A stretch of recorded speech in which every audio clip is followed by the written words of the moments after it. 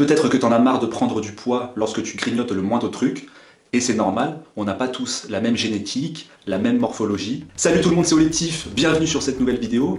Aujourd'hui, je vais vous lister selon moi les aliments les plus pertinents pour perdre du poids.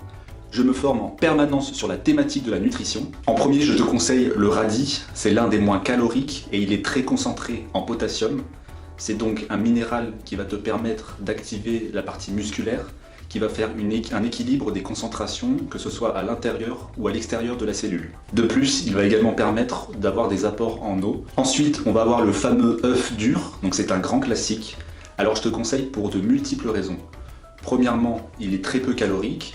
Deuxièmement, il est blindé de protéines. Troisièmement, il possède des vitamines A et D. Et enfin, quatrièmement, il est très rassasiant.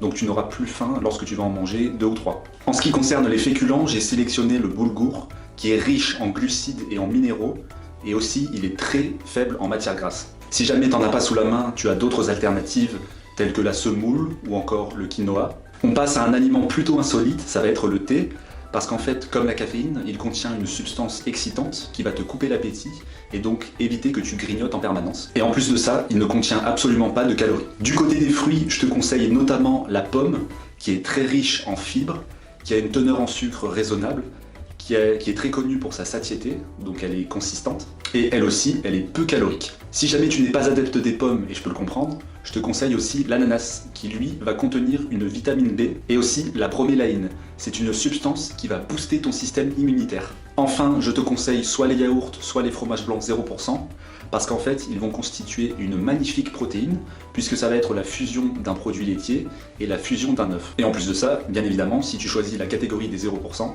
ils sont très faibles en matière grasse. Au niveau des statistiques, on a 52% des Françaises qui complexent par rapport à leur corpulence, à leur minceur, et on estime que 25% des Français font des régimes sur une année complète. Je t'invite à faire l'exercice suivant, c'est de lister tes aliments favoris, parce que j'imagine bien que tu n'es pas forcément adepte de tous ceux que je viens de te citer.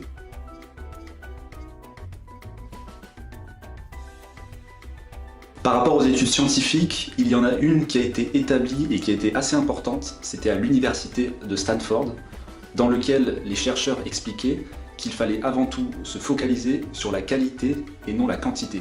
Ce qui signifie qu'il faut que vraiment que tu t'éloignes des aliments ultra transformés. D'ailleurs, j'en ai fait une vidéo, je t'invite à aller la regarder. Et que du coup, le simple fait de ne pas grignoter ces aliments ultra caloriques va te permettre de perdre du poids sur le long terme. De plus, on observe qu'il n'y a pas de réelle différence significative entre deux types de régimes.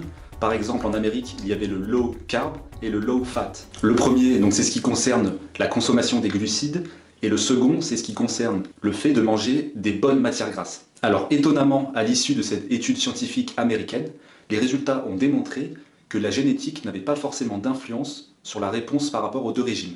Ce qui signifie qu'ils ont choisi, par exemple, quelqu'un d'ectomorphe, et qu'ils ont voulu, par rapport à sa génétique, l'adapter à un des deux régimes. Ils ont observé qu'en fait, ça n'avait pas d'intérêt. Finalement, il n'est pas si compliqué de contrôler sa masse corporelle, c'est plutôt une question de bon sens, comme je te l'expliquais auparavant, par rapport aux aliments transformés et ultra riches en calories. Si cette vidéo t'a plu et qu'elle t'a été utile, je t'invite à t'abonner à la chaîne et à liker cette vidéo. On se retrouve prochainement dans une autre vidéo, et surtout, garde la pêche!